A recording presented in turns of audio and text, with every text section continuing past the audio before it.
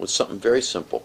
You wanted to play music that moved you emotionally and also made you happy with a good beat, and you wanted to just dance around to it as freely as you could and sing. And that was all you really wanted to do, was give a high energy show, and you felt that the other bands weren't giving their all, that they were more posy. You wanted to go out and give it all. And then somewhere along the line, when people resisted, rather than just have the grace to ignore them and keep going, you let them get your goat. And you began messing with hecklers, jumping into audiences, stabbing yourself to show pain, to show them, this is what you're doing to me. And doing all these things, and then you started taking drugs and just getting really out of hand.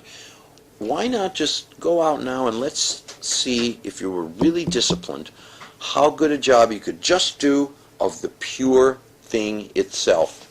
And that's what I meant. And that's what I've tried to do. I think it was evident. I don't know if Yuichiro saw my concerts in Tokyo here, but I think that's what I'm doing now. Now I just go out and I try to give a lot more, I hope, a lot more in the way of forward energy than you can get most other places, or I think anywhere when I go out and play. Just try to give it forward, and now if some problem does come up, I just try to ignore it. Whereas before, I got caught in the problems. That's what I meant. Yeah. Like, people haven't reacted negatively by saying, "I was getting old, I was selling out." No, they haven't. I thought they might, but they haven't. Not at all. On the contrary, the feeling in the halls have been just great. So I'm really pleased. I'm certainly sure. I could sense that the people that came to have the concerts with me this time, I think they went home much happier and more satisfied than the last time I was here in Tokyo, when I was still caught in my private drama. I would imagine in this day and age of all this stage diving that people want to dive from your stage. Yeah. Well, one kid did jump up, and I went in the audience in Osaka the first night. I had a little dive. A little dive now and again doesn't hurt. It's fun. It was fun. But it wasn't dangerous there because there were so many people. There was, nothing was going to happen. A little one. You've got it old time's sake. You know what I mean? It's going about the artist and how he progresses with age. Of course, I'm sure a lot of people start out with a sort of urgency. It tends to begin to flag after a while, and his performances and his records become no more than, say, products, as opposed to urgent artistic statements. How about your own case? He notes that your approach hasn't really lost a heck of a lot. How do you feel if you were to size it up objectively? And if it hasn't lost anything, why do you think you've been able to maintain that sort of passion?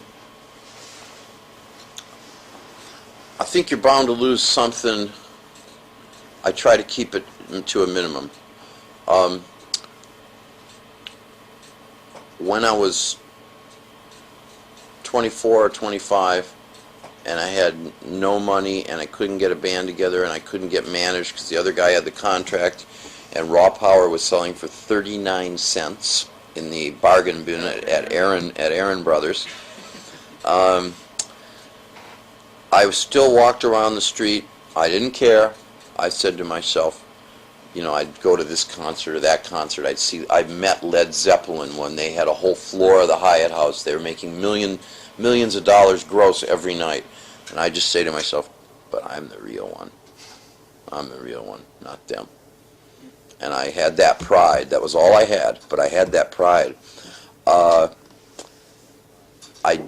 don't think, to be honest, I'm now 40, I don't think at this time that I would be capable, if I had to again, of being that far down, crashing on people's floors, getting money from girls.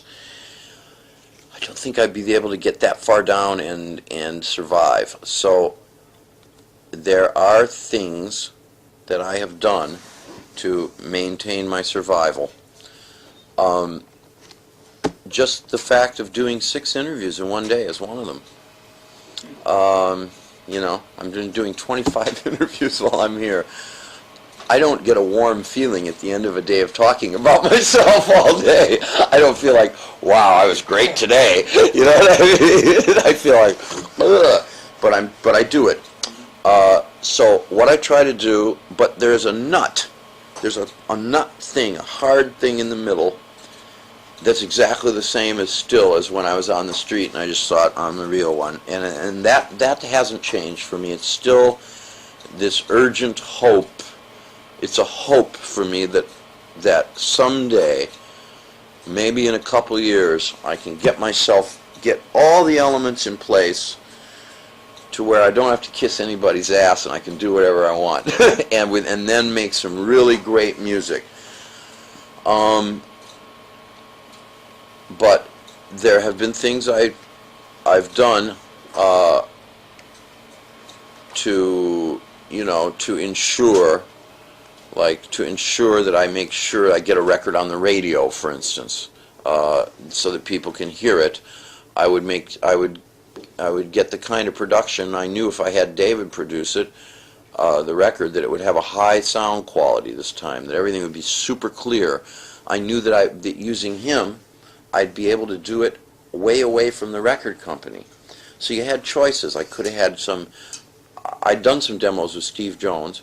I could have said, okay, we'll make a rock and roll record. I could have gotten a company to give me a little money. They were already biting. And they would have given me some staff producer. And then they would have been in the studio. And then you're in trouble. Then they would have been there, yeah, well, Ig, maybe if you did it this way or something. And then, but with David, I knew also, oh, David's going to want me to sing some ballads. I don't love ballads, but I can sing them. And sometimes they turn out good. So I made a choice rather than just total kamikaze, rather than just saying, I'm going to die for my art, here I go. I made a choice, and I figured out of the possibilities, I'll compromise, well, I'll sing a couple ballads.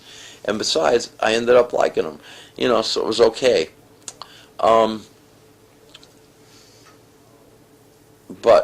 the other thing I've done to maintain the urgency has to do with a whole lot of self-discipline.